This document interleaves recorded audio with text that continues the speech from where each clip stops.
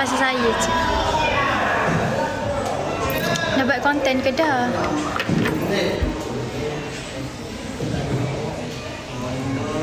Cantiknya bidadari. Hey, thank you. Ada konsert tak hari ni? Hari ni tak ada. Esok kot. Esok kita buat room tour. Balik kerja pukul berapa selalu? Tak tentu pun. Biasa awal, biasa lewat. Tengok atas kerja lah. Dah makan ke dah? Jangan tanya pasal orang lain boleh tak?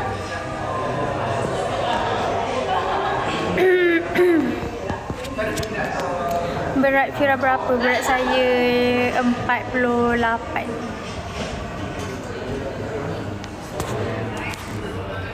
Sihat ke? Sihat, cuma sakit kepala sikit.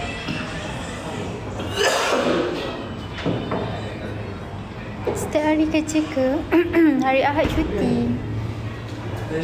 Hari Ahad cuti.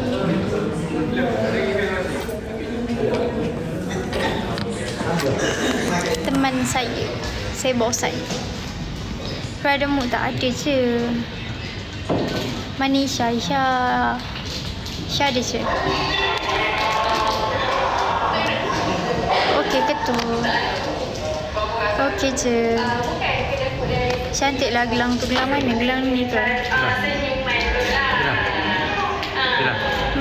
Masjid Dari. Tak payah sebut tu lah pasal. Seraya dulu.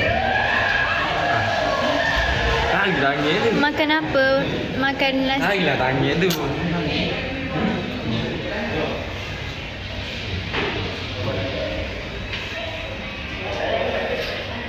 Thank you. Seraya dulu.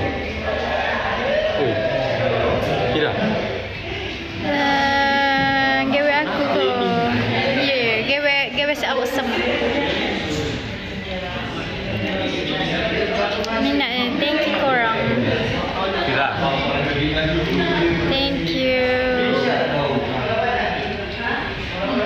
Tak ada apa pun. Kawan kan? Ya, kawan. Nampak gemuk dah Fira pakai tudung gini.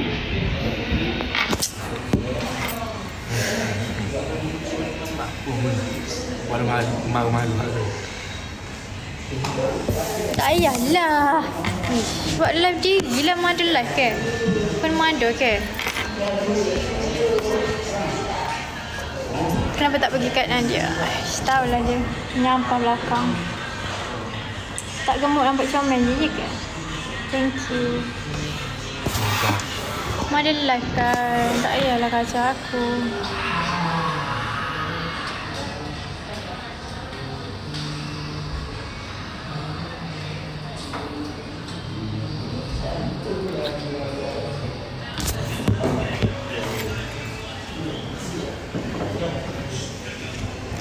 Makan nasi ke apa dah tak ada. Nasi masak lemak tak payahlah. Aduh, belada ni. Kopi masalah.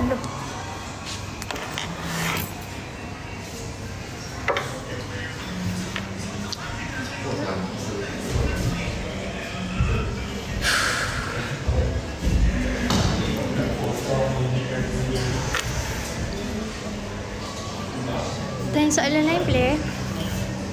Nak bagi ada mood sikit.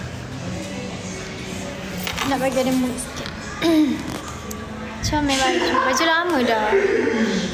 Mana ada ke? Mana ada. Jom pergi celup. Pergi celup jadi kot. Dah habis shoot ke? Ada satu shoot lagi.